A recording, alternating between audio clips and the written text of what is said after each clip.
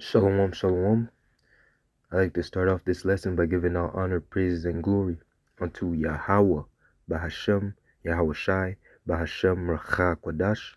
Double honors to my teachers, the elder apostles and elder bishops of Great Millstone, teaching and ruling well.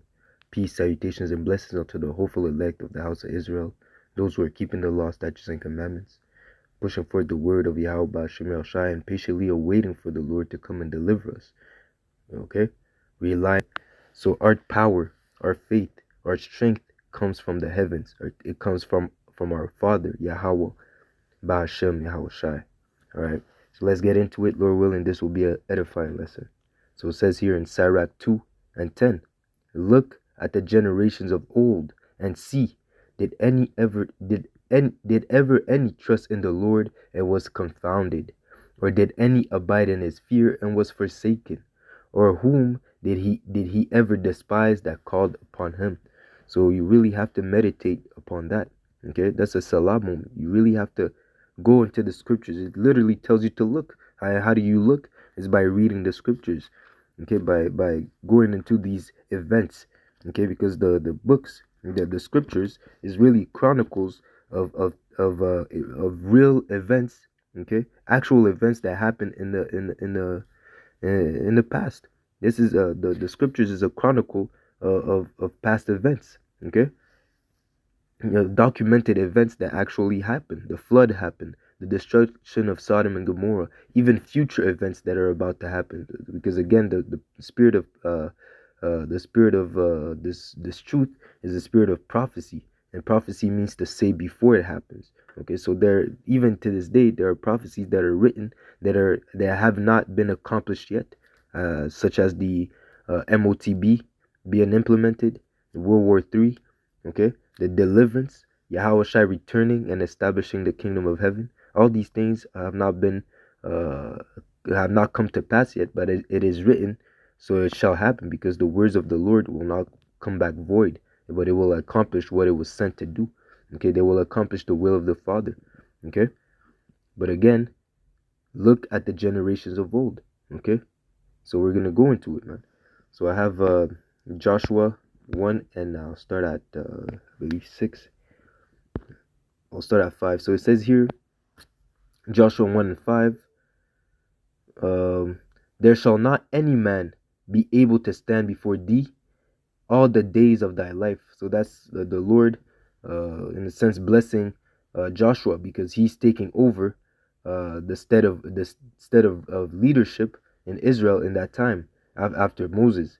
Okay, so it says here, there shall not any man be able to stand before thee all the days of thy life.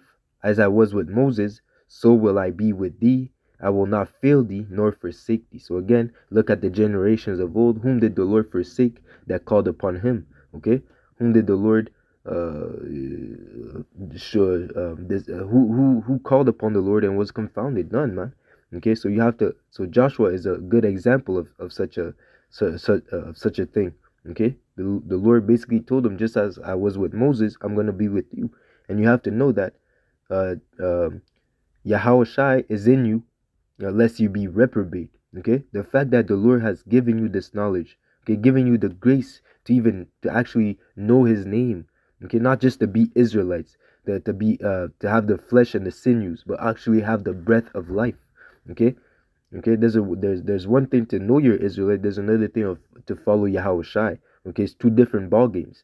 Okay, and the Lord has given you that opportunity, led you to the right teachers. Okay, He's led you to the truth.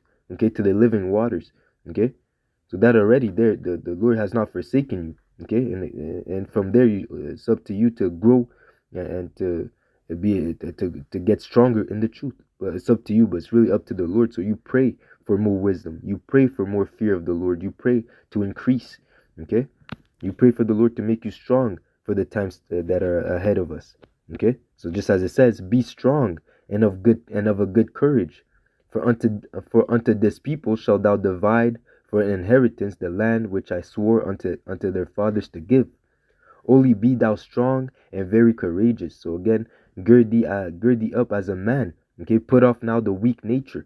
Okay, This is the time that we have to strengthen ourselves in the spirit, because the things that we're about to see, man, okay, bodies on top of bodies, pestilence, friends fighting each other as foes, okay, the love of many waxing cold, the spirits of vengeance coming out, bringing forth the rampage, okay, chaos around the world, man. That's the times that we're living in, okay. So it says here, um, only be thou strong and very courageous, that thou mayest observe to do according to all the law which Moses my servant commanded thee. Turn not from it to the right hand or to the left, that thou mayest prosper. Okay? Whithersoever thou goest. Okay? So how are you going to prosper? By keeping the law, statutes, and commandments. Moses said it himself in Deuteronomy. I said before thee good and bad, life and death, good and evil. Okay? Choose life that thou mayest live. And how do you choose life? By observing the commandments of Yahweh Bashem Yahushai. Obedience is better than sacrifice. Okay? You see, so the Lord is expecting us to full submission, complete submission. Okay? He wants us to obey him. All right? But again, we're in this flesh. I'm not making an excuse for it. But we're in this flesh. We're made subject to vanity. Why? Again, this is the ways of the Lord are higher than our ways. Okay, we can't be like, why, as it says in Romans, why has thou made me thus?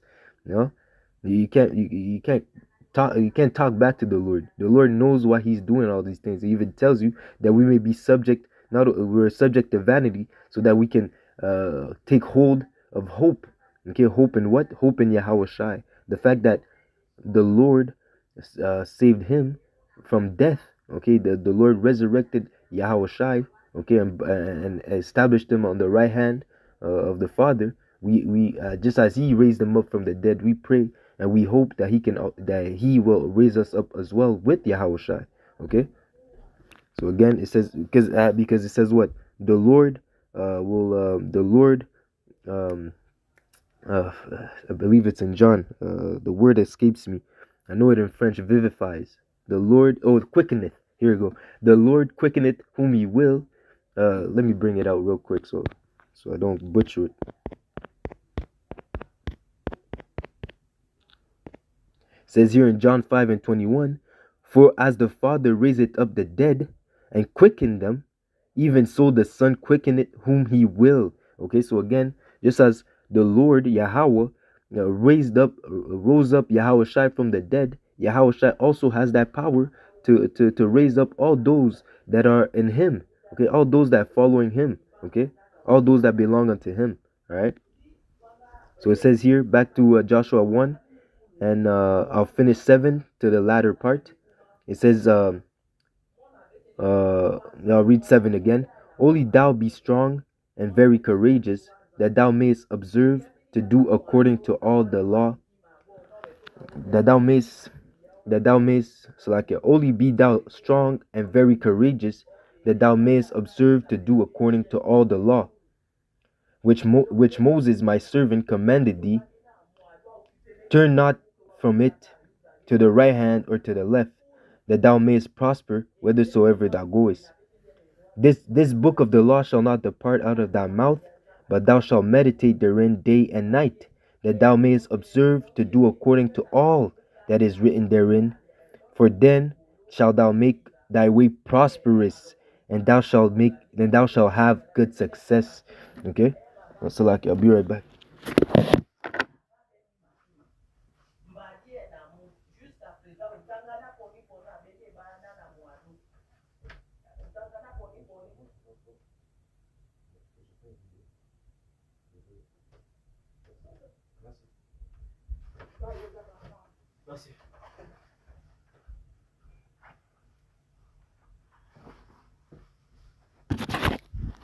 Yeah, Salaki. So basically, I'll read that again. Verse 8, this book of the law shall not depart out of thy mouth. Okay, and if it's in your mouth, it has to be in your heart, in your la'ab, in your head. Okay, you have to sleep thinking about the scriptures. You have to speak the scriptures. As it says, he that believeth on me, the a river of living water shall flow out of his belly. In your out of in your belly, in your mind. Everything is about the scriptures, man. It comes to the point where you're joking around with your friends. You're talking about certain topics, even with people in the world.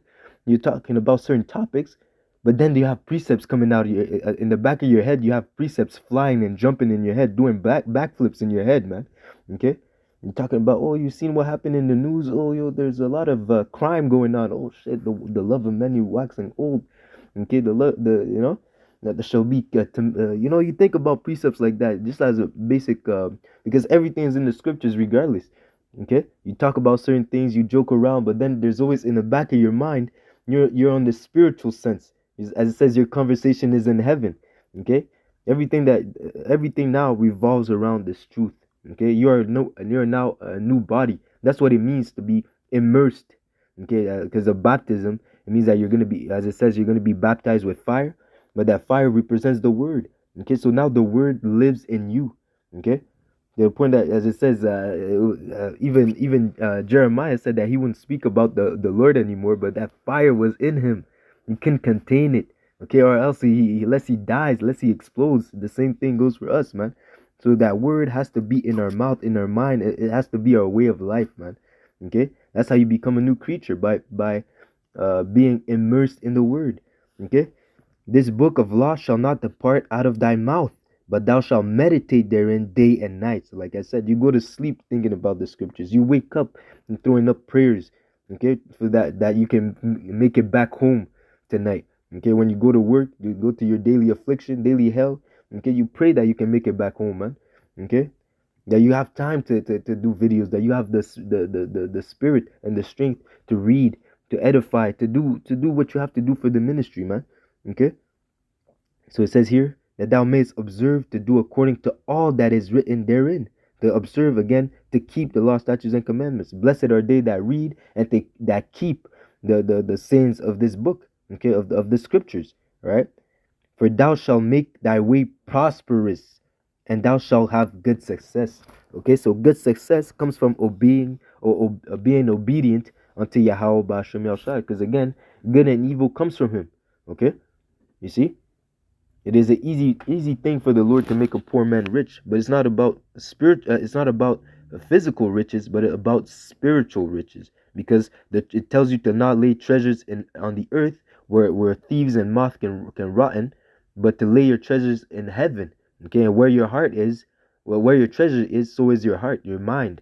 Okay, so again, if your mind is in heaven, as it says, if you're dead in Yahweh Shai, okay, seek the things that are above. I believe Colossians 1. Seek the things that are above. Seek the spiritual things. Seek the things that please unto the Father. Okay? And that way, and by doing that, you will make your way prosperous, and thou shalt have good success. Because again, if you please the Lord will reward you. The Lord can only reward, well, not only, but Salakia.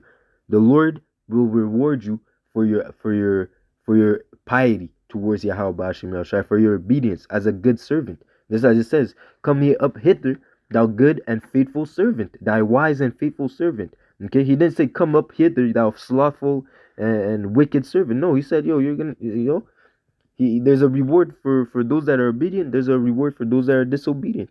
Okay, so it says here, have I not, so like, have not I commanded thee? Be strong and of a good courage. Be not afraid, neither be thou dismayed. For the Lord Yahweh thy power is with thee, whithersoever thou goest. So again, the Lord is with us whithersoever we go, man.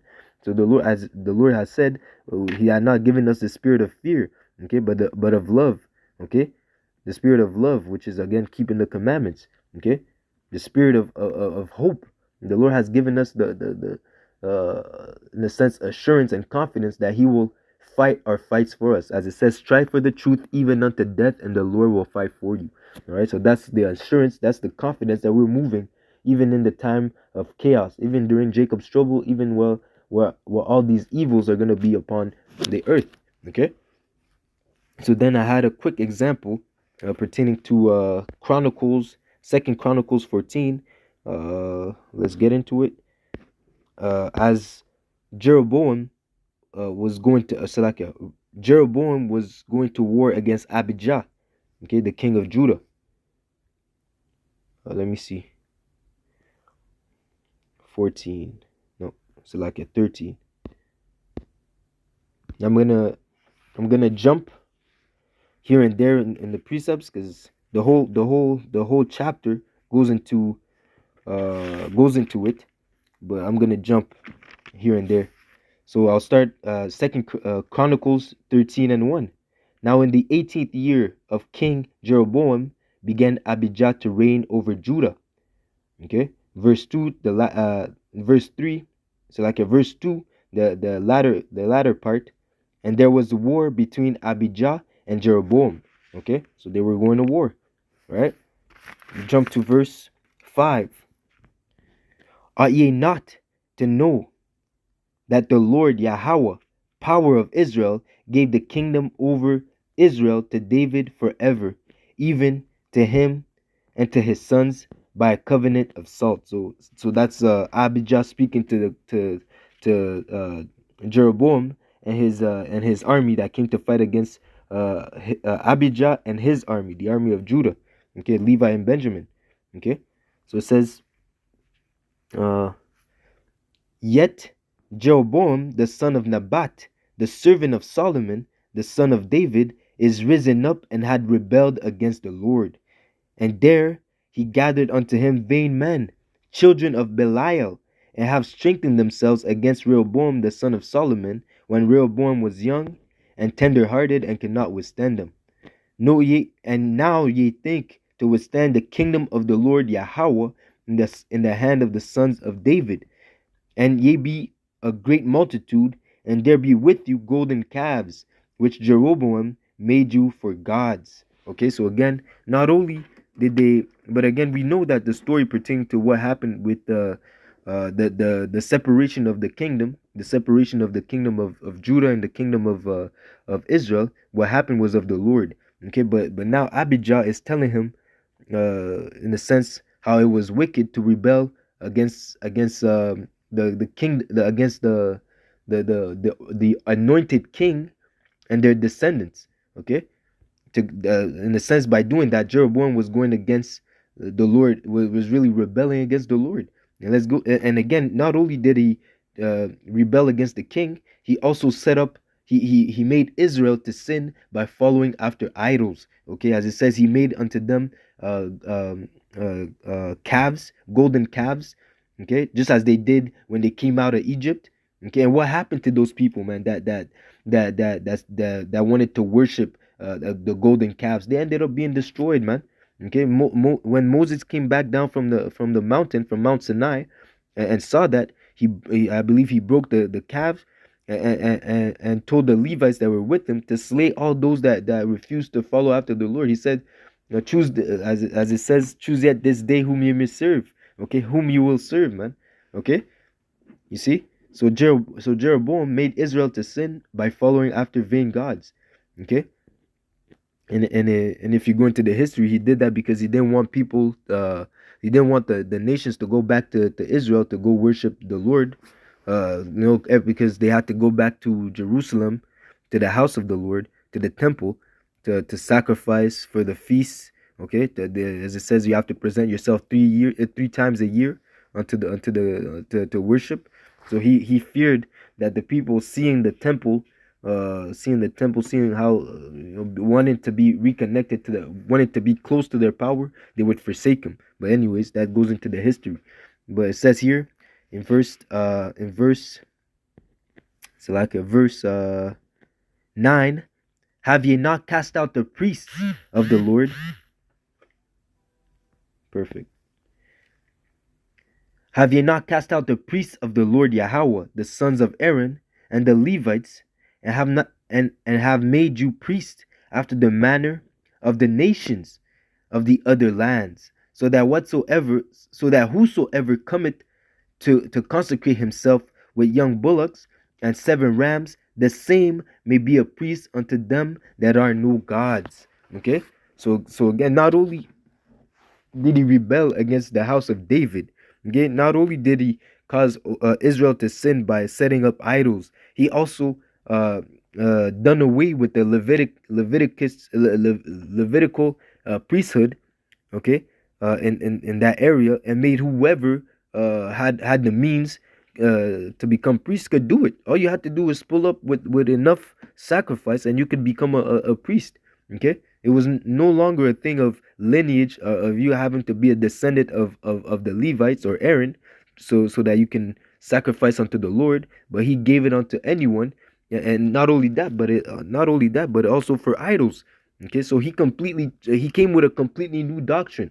Okay, that's as an example, all those all those deviants, I'll say like that, all those deviants that leave GMS, okay, and they come up and do their own thing. That's basically an example of what happened. All those deviants that leave GMS and end up changing the doctrine, changing the name, changing the way the structure of things that was already established. Okay, it's one thing for you to leave GMS. Okay, that doesn't mean that you're not of the elect. Okay, but the fact that you change the doctrine, the teaching that you've learned, you change everything else because you're being emotional.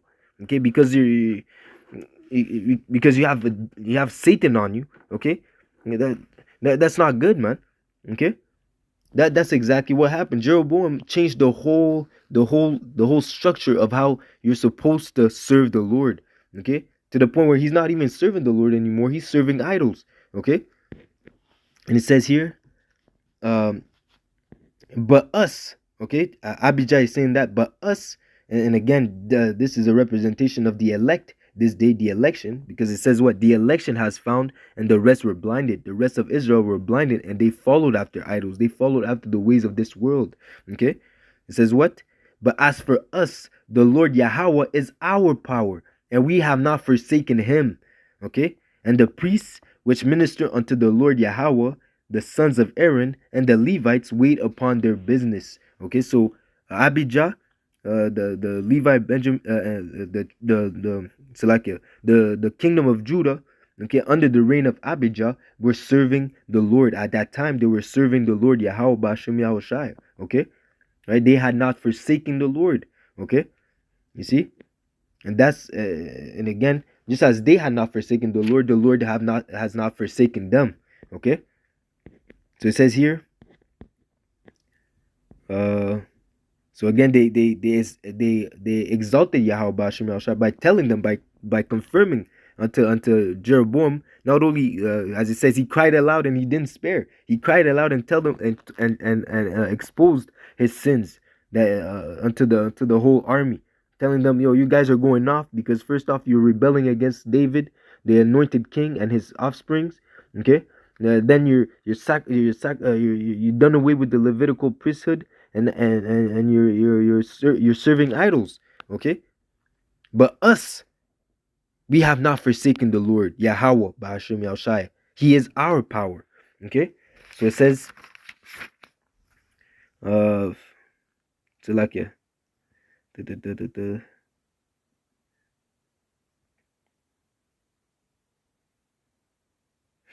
verse 12, and it says, and behold, Yahweh B'Hashem Yahushai himself is with us, for our captains and his priests with sounding trumpets to cry alarm against you, O children of Israel. Fight ye not against the Lord Yahweh.